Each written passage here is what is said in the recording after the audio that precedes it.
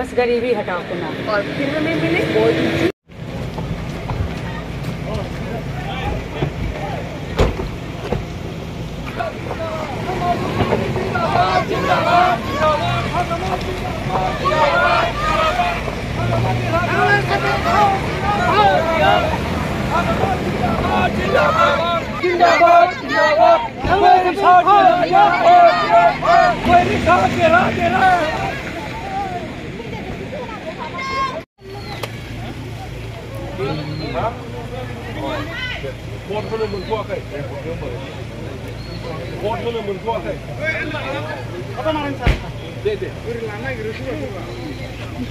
জাতি গোষ্ঠীৰ জাতীয় সমস্যা সমাধান কৰিব লাগিব এইটো জ্ঞান আমাৰ লগত আছে।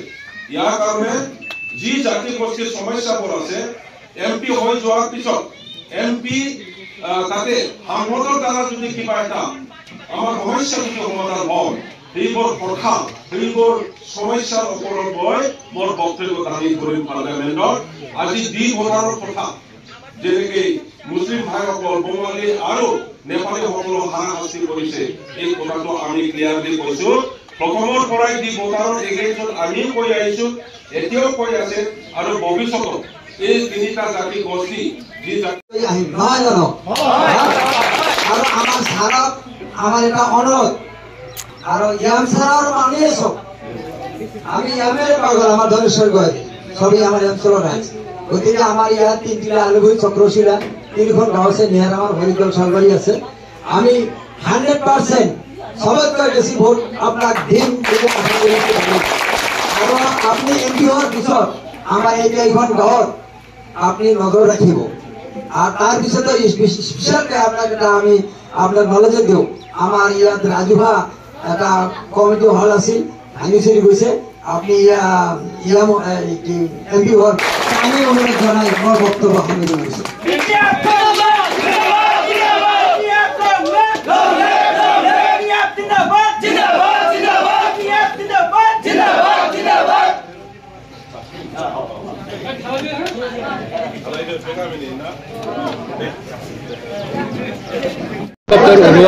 বিশাল বিশাল নির্বাচন প্রচারের কথা অনুষ্ঠিত কৰিছে। আপুনি ঘৰে ঘৰে গাঁৱে গাঁৱে পদূলিয়ে পদূলিয়ে ৰাইজৰ সমৰ্থন বিচাৰিছে, কেনেকুৱা হয়?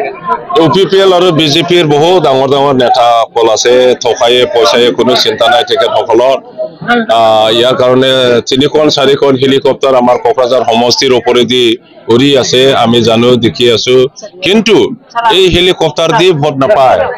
কবাৰ পৰা বাহিৰৰ পৰা ডাঙৰ ডাঙৰ মানুহ নেতা আহি পেলাই ইয়াত ভোট খুজিলেও আমাৰ BTC বাকী কোকৰাঝাৰ বাকীয়ে ভোট নিদিয়ে। কাৰণটো হ'ল এই ডাঙৰ ডাঙৰ নেতা যিসকলে বাহিৰৰ পৰা আহিছে সিহঁতে আমাৰ এই জাগাৰ সমস্যাৰ ওপৰত কোনো জ্ঞান নাই। এই জাগাৰ দুখ বেদনা কোন জাতিয়ে কি কষ্টত আছে, কোন জাতিয়ে কি জাতীয় সমস্যাৰ সন্মুখীন হ'ব লগা আছে সেই কথাটো আমিহে জানো।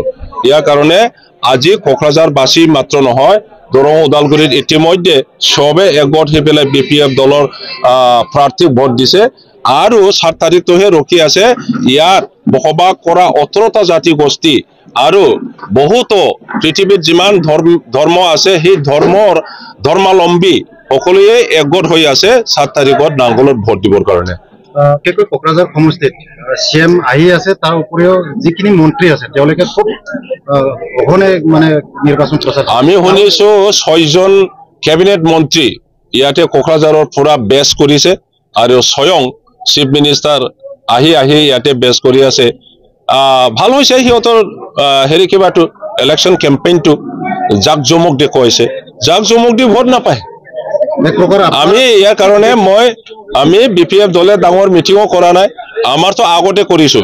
সিহঁতৰ যেতিয়া মানুহ নলয় সেইটো সময়ত আমি লাখ লাখ মানুহ আমি উলিয়ালো আৰু শোভাযাত্ৰা ইত্যাদি ইত্যাদি কৰি পেলাই আমি শেষ কৰিলো। এতিয়া ৰিপিট কৰিছো, গাঁৱে গাঁৱে গৈ পেলাই সবকে ভোট দিয়াৰ আগত এবাৰ নমস্কাৰ দিছো।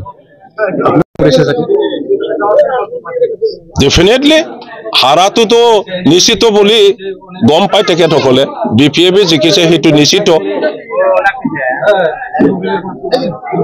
কি ক'ব যেটো আজি আৰু কোকৰাঝাৰত আহিব ৰেলী কৰিব ডাঙৰ কি ক'ব? এইটো এটা মিত্ৰ দল। UPPL বিজেপিৰ অক্সিজেন ল'ব বিচাৰিছে তেখেতসকলৰ পৰা পেট্ৰল তেল বিচাৰিছে সিহঁতৰ পেট্ৰল নহ'লে UPPL আৰু দৌৰিব নোৱাৰে সিহঁতৰ থকা পইচা আৰু বিজেপি যদি নহয় UPPLক কোনেও ভোট নিদিয়ে বিজেপিৰ ওপৰতে ডিপেণ্ড কৰিছে নিৰ্ভৰ কৰিছে আৰু সাস্টেইন কৰিব বিচাৰিছে যাই থাকিব বিচাৰিছে নোৱাৰে BTC বাকীয়ে এই মিত্ৰ দলক ভোট নিদিয়ে